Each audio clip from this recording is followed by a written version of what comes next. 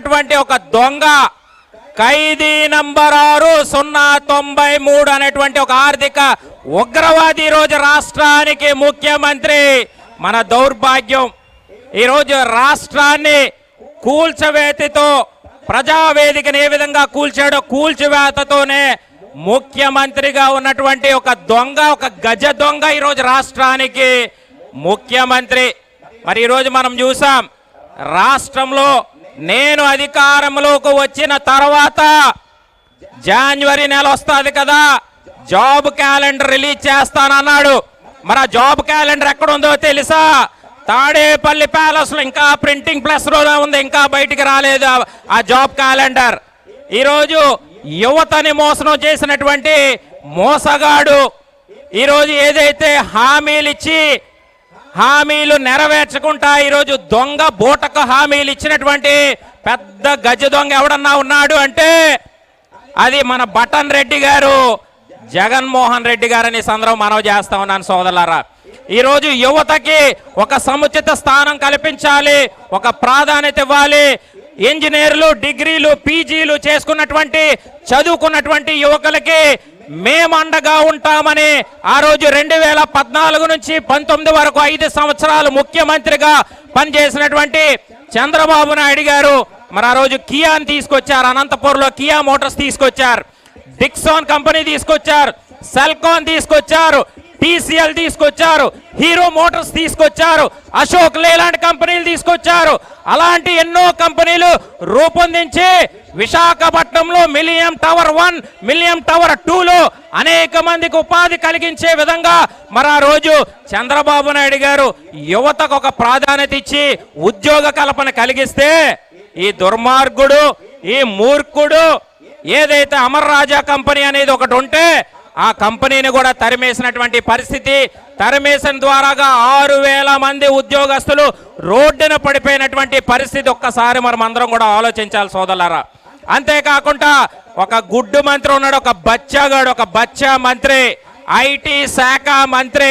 నేను అడుగుతా ఉన్నాను, Gudivada Amar, do you know about the information technology spelling?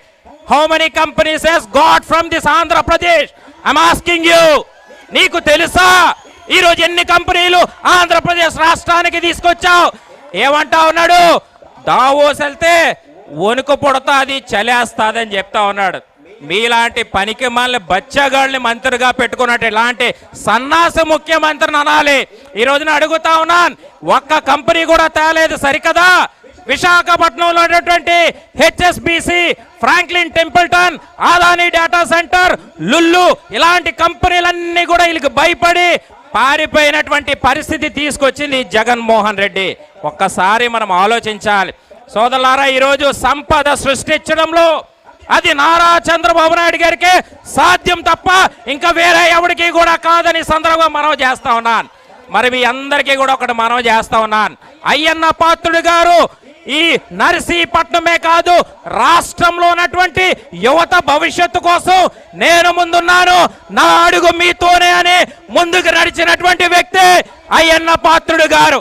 ఆ రోజు ఆయన యువకుడుగా ఉండేటప్పుడు స్వర్గీయ నందమూరి తారక రామారావు గారు పిలిచి నీకు ఎమ్మెల్యే సీట్ ఇస్తా ఉన్నాను, నువ్వు పోటీ చేయంటే ఆయన వయసు ఎంతో తెలుసా? 25 సంవత్సరాల 3 నెలలకే ఆయన శాసనసభ్యుడిగా అసెంబ్లీలో అడుగు పెట్టినటువంటి చరిత్ర అయ్యన్న పాత్రుడు గారు. ఒక్కసారి మనం ఆలోచించాలి, ఆయన మంత్రిగా ఎప్పుడయ్యాడో తెలుసా? 26 సంవత్సరాలకే ఆంధ్రప్రదేశ్ రాష్ట్రంలో కాదు దేశంలో ఒక చిన్న మంత్రిగా పేరు పొందినటువంటి వ్యక్తి అయ్యన్న పాత్రుడు గారు. ఈరోజు మనం అందరం తెలుసుకోవాల్సినటువంటి అవసరం ఉంది. తెలుగుదేశం పార్టీకి ఒక చరిత్ర ఉంది. విశ్వవిఖ్యాత నట సార్వభౌమ నటరత్న పద్మశ్రీ డాక్టర్ నందమూరి తారక రామారావు గారు స్థాపించినటువంటి పార్టీ తెలుగుదేశం పార్టీ. ప్రజలే దేవుళ్ళు, సమాజమే దేవాలయం అనేటువంటి నినాదానముతో పుట్టినటువంటి పార్టీ తెలుగుదేశం పార్టీ. 45 సంవత్సరాల సుదీర్ఘ రాజకీయ చరిత్ర ఉన్నటువంటి పార్టీ. కానీ ఈరోజు ఒక చరిత్ర ఉంది, ఒక పార్టీకి ఒక జైలు చరిత్ర ఉంది, ఒక దొంగల పార్టీ, గజ దొంగల పార్టీ ఈరోజు రాష్ట్రంలో మనం చూసాం. జగన్మోహన్ రెడ్డి పార్టీ ఈరోజు ఏం మాట్లాడుతూ ఉన్నాడు జగన్ రెడ్డి? ప్రశ్నించకూడదట జగన్మోహన్ రెడ్డి, ప్రశ్నిస్తే జైల్లో పెడతాడని అడుగుతా ఉన్నాను Jagan Reddy. As per the Indian constitutional right, Baba Saheb Ambedkar has given a constitutional right for everyone in this country. నీ అబ్బ జాగీర్ అనుకుంటా ఉన్నావు రాష్ట్రం ఏమన్నా జగన్ రెడ్డి?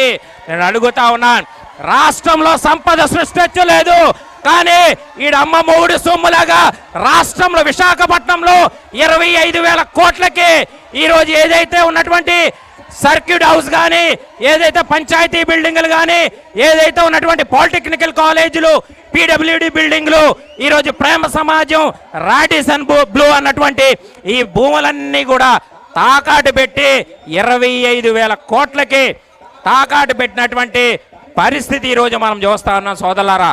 ప్రతి ఒక్కరూ కూడా ఈరోజు ఆలోచించవలసినటువంటి అవసరం ఉంది.